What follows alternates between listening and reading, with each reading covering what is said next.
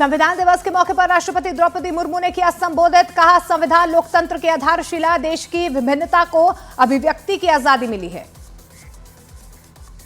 संविधान दिवस के मौके पर राष्ट्रपति द्रौपदी मुर्मू ने जारी किया सिक्का। यादगार के तौर में 75 रुपए का सिक्का जारी किया गया। संविधान दिवस की 75वीं वर्षगांठ के मौके पर राष्ट्रपति ने जारी किया डाक टिकट। स्पेशल डाक टिकट में संविधान की झलक। महाराष्ट्र में एकनाथ शिंदे ने सीएम पद से इस्तीफा दिया। राज्यपाल सीपी राधाकृष्णन को इस्तीफा सौंपा। नई सरकार बनने तक बतौर कार्यवाहक सीएम बने रहेंगे एकनाथ शिंदे। महाराष्ट्र में शाम तक हो सकता है मुख्यमंत्री के नाम का ऐलान। कैबिनेट में एनसीपी के 10, बीजेपी के 24 और शिवसेना के 12 मंत्री हो सकते हैं। महाराष्ट्र के सीएम पर सस्पेंस बरकरार। शिवसेना के सांसद और पूर्व सांसदों ने पीएम मोदी से मिलने का वक्त मांगा। संसद के शीतकालीन सत्र से पहले प्रधानमंत्री नरेंद्र मोदी का विपक्ष पर वार। पीएम बोले, विपक्ष को लोगों की समस्याओं से लेना देना नहीं, उनका मकसद सिर्फ हंगामा करना। देवेंद्र फडणवीस बन सकते हैं महाराष्ट्र के नए सीएम। सूत्रों के मुताबिक फडणवीस के नाम पर महायुति में सहमति बनी। सीनियर नेताओं से मिलेंगे शिंदे, पवार, फडणवीस। महाराष्ट्र के चुनावी नतीजों पर मुस्लिम महिलाओं का बयान। लाडकी बहना योजना और विकास कार्यों को देखते हुए महायुति को दिया वोट। राजस्थान के सीएम भजन लाल ने उपचुनाव में बीजेपी की बंपर जीत का मोदी को श्रेय दिया। कहा, पीएम मोदी पर जनता को पूरा भरोसा। उत्तर प्रदेश के पर्यटन मंत्री जयवीर सिंह का बयान। उत्तर प्रदेश महाराष्ट्र में चला योगी का जादू। मोदी योगी की जोड़ी ने भारत को दुनिया भर में दिलाई पहचान। मौलाना सज्जाद नोमानी ने वोट जिहाद वाले बयान पर मांगी माफी। कहा, मैं बिना शर्त माफी मांगता हूं। संभल हिंसा में पुलिस ने अब तक 7 एफआईआर दर्ज की है, जिसमें एसआई का पिस्तौल छीनने की कोशिश, टीयर गैस गोलों को छीनने की कोशिश और पुलिस पर पत्थरबाजी के आरोप भी शामिल हैं। संभल हिंसा में सांसद समर्थक और विधायक समर्थकों के बीच हुआ खूनी संघर्ष। सूत्रों के मुताबिक तुर्क और पठान के बीच वर्चस्व बना था हिंसा का मुख्य कारण। संभल में सूत्रों के मुताबिक तुर्क सांसद के समर्थकों की गोली से हुई पठान समर्थकों की मौत। एक दूसरे को नीचा दिखाने के लिए हिंसा हुई। संभल हिंसा मामले में न्यायिक जांच के आदेश। 7 दिन में देनी होगी रिपोर्ट। मामले की जांच करेगी 7 सदस्यीय टीम।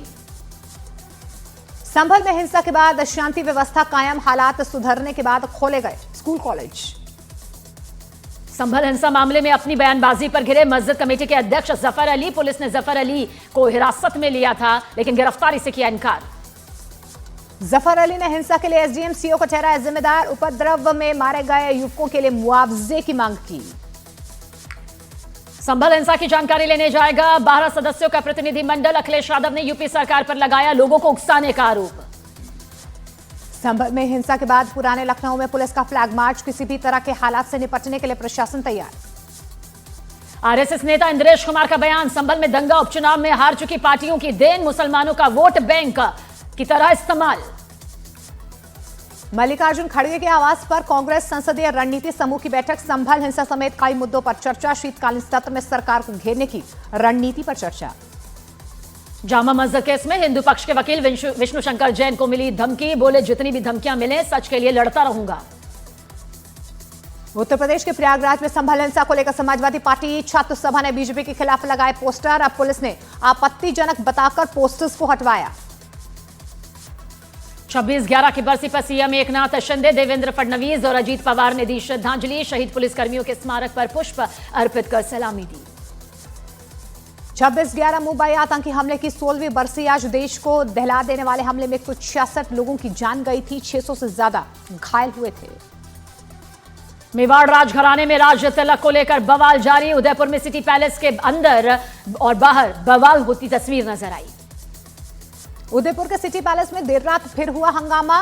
विश्वराज और अरविंद सिंह के समर्थकों ने एक दूसरे पर जमकर पत्थरबाजी की। पत्थरबाजी में पुलिसकर्मी घायल।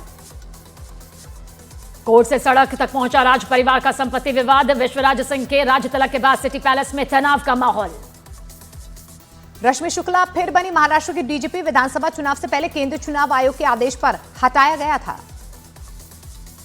यूपी के महोबा में बाबा बागेश्वर की हिंदू एकता यात्रा में उमड़ी भारी भीड़। अभिनेता संजय दत्त भी इसमें शामिल हुए। अयोध्या से आज जनकपुर के लिए रवाना होगी राम बारात। 6 दिसंबर को भगवान राम माता सीता का विवाह। 9 दिसंबर को वापस आएगी बारात। वाराणसी में रामकथा में शामिल हुए सीएम योगी। बोले, रामकथा से राष्ट्र धर्म को मजबूती मिलती है।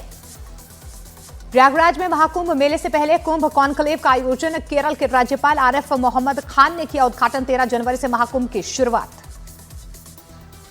हरिद्वार के उत्तराखंड संस्कृत विश्वविद्यालय में मुस्लिम छात्राओं को बुर्का हिजाब पहनने पर विवाद। कुछ संतों ने जताई आपत्ति। यूनिवर्सिटी प्रशासन ने आरोपों का खंडन किया।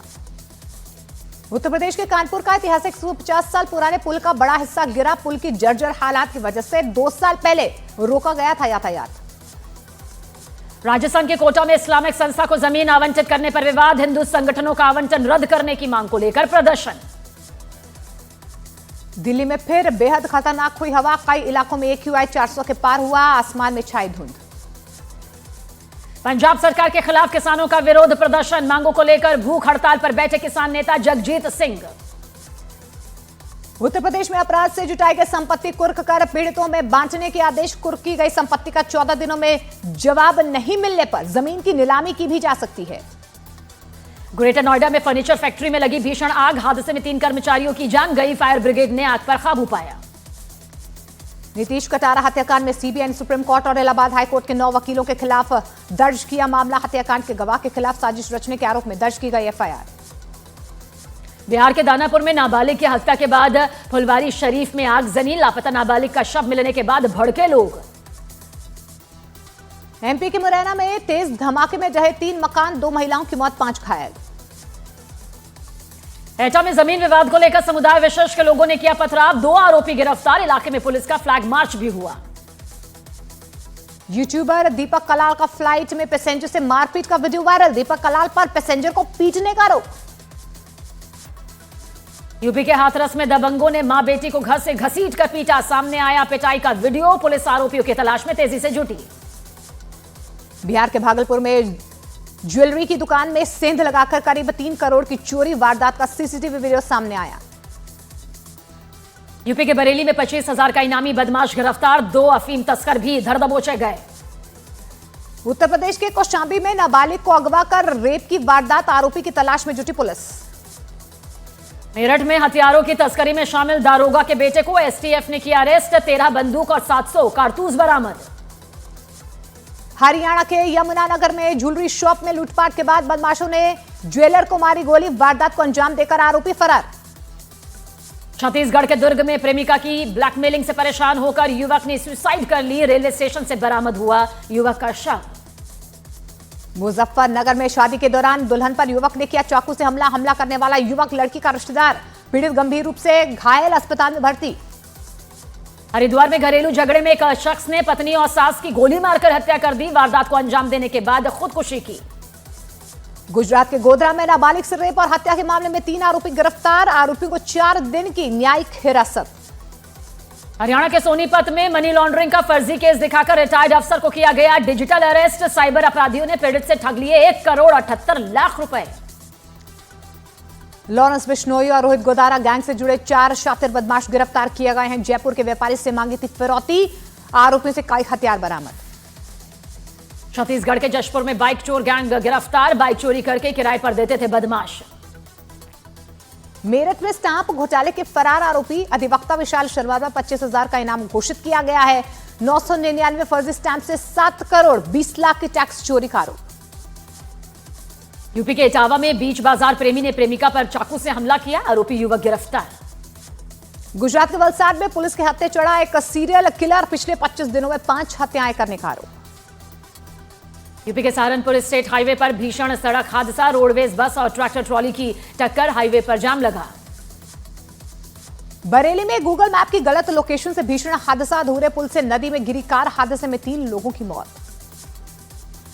यूपी के बुलंदशहर में 2 लोगों की संदिग्ध हालत में मौत। परिवार वालों को फूड पॉइजनिंग से मौत की आशंका। अंडमान के पास समुद्र में ड्रग्स की अब तक की सबसे बड़ी खेप बरामद। कोस्ट गार्ड की बड़ी कार्रवाई। म्यांमार की बोट से 5500 किलो ड्रग्स जब्त। ड्रग्स के साथ 6 गिरफ्तार। बिहार के बगहा में रसोई गैस के रिसाव से लगी आग। हादसे में 4 लोग बुरी तरह से झुलसे। MP के बड़वानी में एक शख्स ने अपने 2 बच्चों को मौत के घाट उतार दिया। पत्नी पर जानलेवा हमला करने के बाद खुद पर एक कुल्हाड़ी से हमला किया। इस्कॉन ने बांग्लादेश में महंत चिन्मय कृष्ण दास की रिहाई को लेकर भारत सरकार से हस्तक्षेप की अपील की। बांग्लादेश में लगातार जारी है हिंदुओं पर हमले। बांग्लादेश में हिंदू प्रदर्शनकारियों पर हमला। हथियारों से लैस भीड़ का अटैक, 20 लोग घायल, 3 की हालत गंभीर। बांग्लादेश में इस्कॉन के चिन्मय कृष्ण दास प्रभु की गिरफ्तारी के विरोध में प्रदर्शन कर रहे हैं हिंदू समुदाय के लोग। पुलिस ने चिन्मय दास प्रभु को ढाका एयरपोर्ट से अरेस्ट किया।